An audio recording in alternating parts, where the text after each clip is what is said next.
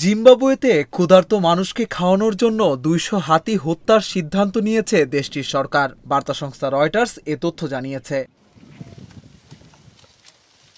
গত ১৭ সেপ্টেম্বর দেশটির বন্যপ্রাণী কর্তৃপক্ষ জানায়, খরায় ক্ষতিগ্রস্ত এলাকায় জনগোষ্ঠীর খাদ্যের যোগান দেওয়ার জন্য ২০০টি হাতি জবাইয়ের পরিকল্পনা করা হচ্ছে।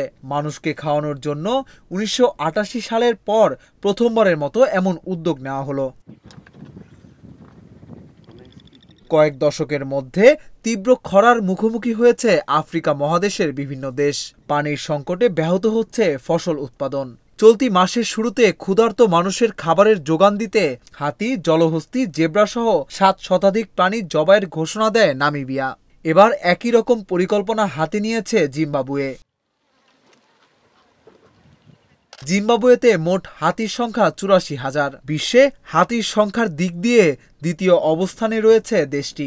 সংশ্লিষ্ট কর্তৃপক্ষ জানায়, হাতিগুলোকে জবাইয়ের মাধ্যমে ক্ষুধার্তদের খাওয়ানোর পাশাপাশি দেশটিতে হাতির সংখ্যা কমানোর চেষ্টা করা হচ্ছে।